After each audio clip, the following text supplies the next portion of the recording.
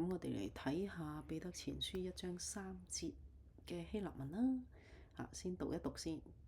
Eulogetos ho Theos kai pater to Kyriou hemont Jesu Christou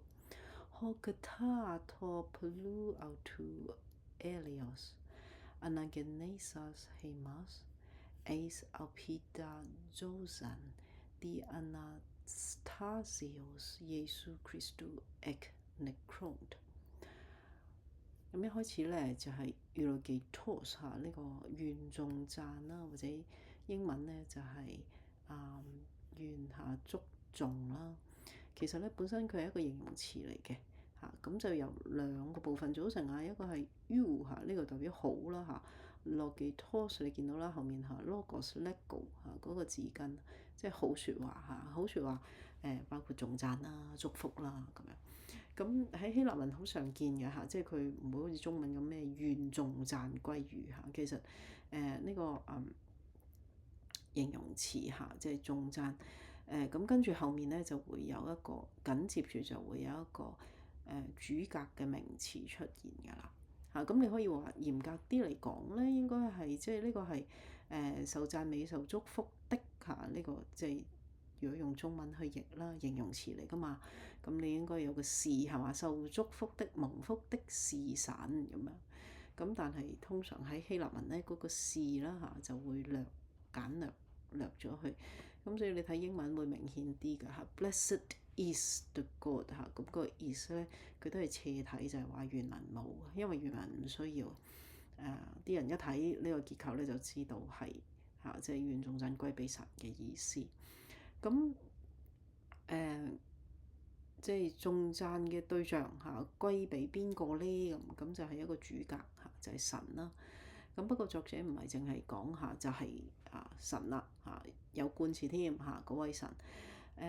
佢仲有另一個嘅描述嘅所以佢 kai pater 亦都係父啦。咁係邊個父咁就係即係屬格嚟咯Genitive case to Kyriou hemont我哋嘅主我哋嘅主係邊個咧？咁繼續用屬格去講耶穌基督咁所以即係頌讚歸於邊個咁其實就係神啦。不過佢呢度咧就用兩種方法去描述啦第一個就係神，第二個咧就係我哋主耶穌基督嘅父咁即係去形容得好清楚神亦都係主耶穌基督嘅父。咁如果你唔查字典就咁睇，可能你會認到 Theos 就係即係我哋名詞其中一個變化嘅模式啦咁佢係用 logos 嗰種嘅變化啦。咁但係 pater 咧就唔似係男性係咪？因為佢個 eta，但係其實佢係嘅因為佢咧係 third declension 第三變化，咁所以其實兩個都係男性單數嘅主格嚟。咁你再讀落去咧，你就發覺咧有個 ho 喺度咩？咁點解會有個 ho 咧？咁如果你記得我哋讀形容詞嘅次序嘅時候，有時會睇下一個次序咧就係冠詞、形容詞、名詞即係譬如 the beautiful girl 冠詞係 the 啦beautiful 形容詞啦，跟住 girl 就係名詞啦冠詞、形容詞、名詞。咁呢個我哋叫 attributive 嘅寫法。但係喺希臘文咧 attributive 仲有另一個寫法係咪啊？你可以係 the girl the beautiful 咁都得㗎嘛，可以將個 the 重複兩次啦將個形容詞擺喺後面。咁你可以話即係呢度其實都係類似啦 the God 咁跟住咧佢再 the 多一次咁即係話後面嗰扎嘢咧都係形容神同埋父嘅。咁後面嗰扎嘢係乜嘢咧？咁又有啲複雜咯咁如果你睇咧，其實佢最主要即係去接續要形容神咧，係一個分詞即係冠詞加分詞嘅結構嚟嘅所以係 the 咁跟住咧呢個係 anagenesas 重生我們所以嗰位神就係嗰位重生我們嘅嗰一位啦咁樣。咁anagenesas 咧亦都係我哋雖然唔識，但係其實識嘅ana 可以係重複或者向上嘅意思啦。genesas 你見到啦，同我哋即係創世記嘅英文 Genesis 嗰個説法有啲相似，所以係生嘅意思嚇。咁所以重生就係呢個。咁重生邊個就係重生我們希瑪斯啦。咁如果你即係頭先聽得明咧，其實個結構應該係個冠詞嚇 the， 跟住咧重生嚇，就然之後咧就係我們嘅嚇 beget us again 嚇。咁如果係咁嘅話咧，喺個冠詞同埋個分詞中間咧就插咗呢一個介詞短語嚇 prepositional phrase 入去。咁佢插落去嘅時候咧，就係按住佢按住呢個豐富佢嘅憐憫按住佢豐富嘅憐憫。咁如果唔係好熟悉嘅話咧，你會最初咧有少少哇，點解會中間即係跟住又 kata 咁究竟係點咧？咁如果你識得拆開你就知啦。其實佢係喺第一個同埋嗰個分詞中間插咗一個介詞嘅片語。咁點解要咁樣插落去咧？唔可以擺後面呢？咁樣。咁其實如果你睇熟咗咧，你會發覺呢個咁樣即係插喺中間嘅結構有佢好處嘅，就係話緊俾我哋聽咧，按住佢嘅好多好大嘅憐憫咧，呢件事咧肯定就係形容緊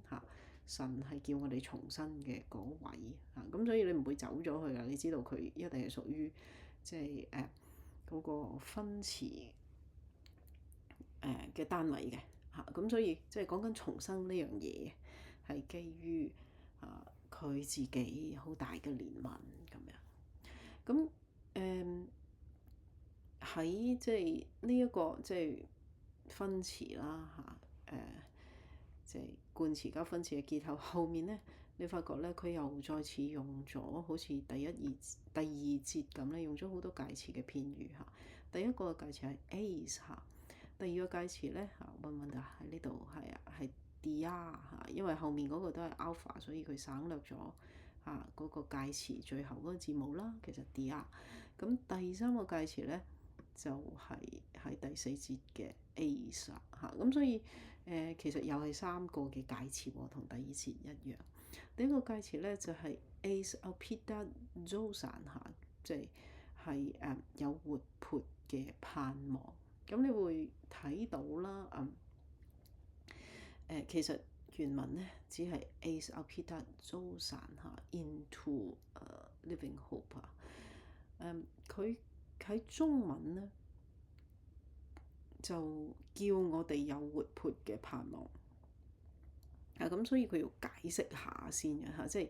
喺中文你好難就咁進到活潑的盼望咁，即係咩意思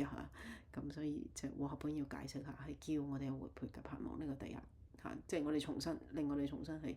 即係去到嗰個活潑嘅盼望裏邊，活着嘅盼望裏邊。第二咧係dia 啦，透過乜嘢啦透過咧呢個 Anastasios 就係復活啦，又係 ana 咯係嘛？即係再一次又係嗰個介詞加一個字根咧，就構成一個新嘅詞呢個係復活耶穌基督嘅復活然之後 eknekron 你見到咧呢個從死裏咧就應該係形容緊復活啦嘛，從死裏復活係咪啊？所以係透過耶穌基督從死裏復活所以叫我哋重生咧，第一 as elpida zosan叫我哋有盼望。第二咧係講緊點樣叫我哋重生透過耶穌基督從死裏復活咁。咁第三樣嘢咧就係第三個介詞就係 as 啦佢kleronomia 就係基業讓我哋有基業。咁嗰個第四節我哋下次先睇啦。但係第三節咧，我哋睇到個句子嗰個結構咧複雜咗啦亦都咧裏邊嗰個意思咧都豐富咗而我哋咧可能喺讀嘅時候咧就要對個句法有啲把握，你先至睇得明啦。